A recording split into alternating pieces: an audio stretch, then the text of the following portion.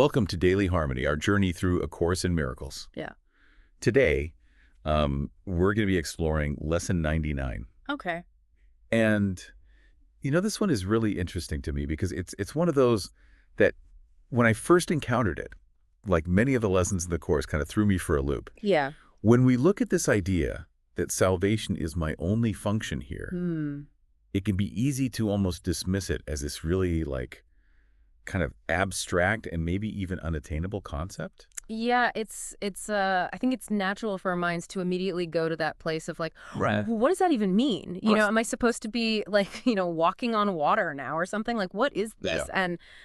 And I think even deeper than that, the mind, at least my mind, tends to kind of go to this place of oh, this is something that will happen in the future, Right. Like maybe after I've sufficiently studied the Course and done all the right things, then I'll arrive at this salvation thing. Right, exactly. It's like this reward that you're striving for, working towards. And that's kind of the traditional view of salvation in many religious contexts. It's this far-off thing, maybe something that happens after you die. You get your wings, you get your heart. Right, exactly. It's like this very linear view of things, right? Like you live your life, you try to be good, and then maybe, if you're lucky, you get this reward at the end. But the Course, it just kind of flips that on its head completely. It suggests that this idea of salvation, it's not about a destination. It's about the purpose of right now, of this present moment. It's not about what you need to do to get there eventually, but recognizing what is already true in this very instant. Yeah, I love that. It's like it's saying, hey, stop focusing on this idea of getting somewhere else or becoming something else. You already are everything you need to be. The salvation, the liberation you seek is available to you right here, right now. It's already within you. And I think it's also important to acknowledge that the word salvation itself, it comes with a lot of baggage for a lot of people. It can conjure up these images of religious dogma, of fire and brimstone, of judgment. And that's not what the Course is talking about at all. No, not at all. It's really about something much more fundamental, much more universal. It's about remembering your true nature, who you truly are at your core. And that is. Well, according to the Course, it's a being of pure love, light, and inherent innocence.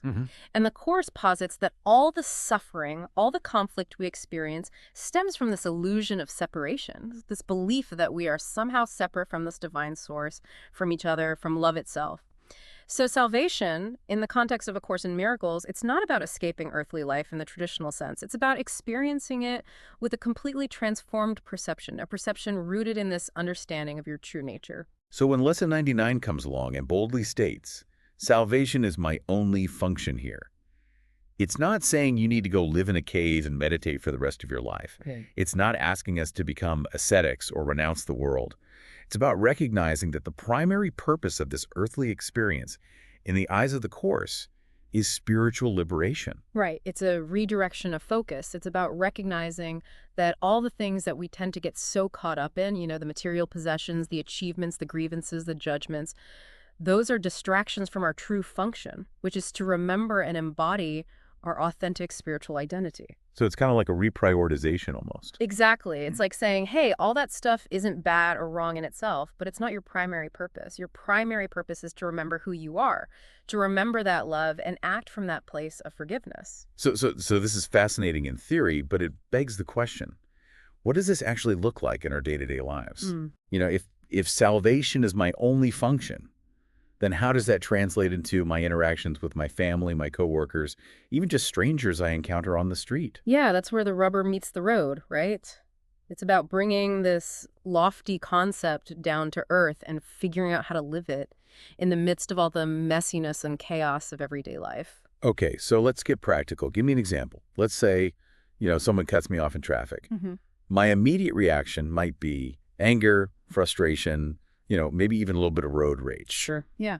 How would seeing that situation through the lens of salvation as my only function change things? Well, instead of fueling that frustration and maybe escalating the situation with an aggressive response, you could use that moment as an opportunity to practice non-judgment and extend a little understanding. Okay. Maybe that person is having a really tough day, or maybe they made a genuine mistake. We all do. By choosing not to engage in that negativity, you're choosing peace for yourself. And in a subtle way, you're offering a space for peace in that interaction rather than adding to the conflict. So you're not condoning their behavior, But you're choosing a response that's aligned with your true function, with that deeper purpose of remembering love and extending forgiveness. Exactly. Okay, so that's a relatively minor example. But what about something more complex, like let's say a recurring conflict with a close friend or family member? Yeah. How does this principle apply in those more challenging situations? Yeah, those are the tough ones, right? The ones that really test our commitment to this idea. But that's also where this principle becomes incredibly powerful. You see, instead of getting trapped in that cycle of blame and resentment, you can start to see the interaction as a shared opportunity to release those negative patterns. Remember, the Course emphasizes that what you see in another is ultimately a reflection of something within yourself. So that conflict with your friend or family member, it becomes a chance to look inward, to forgive your own judgments, and to extend love and understanding to the other person. It's about recognizing their inherent innocence beneath the surface behavior. Again, not condoning any harmful actions, but choosing a response that's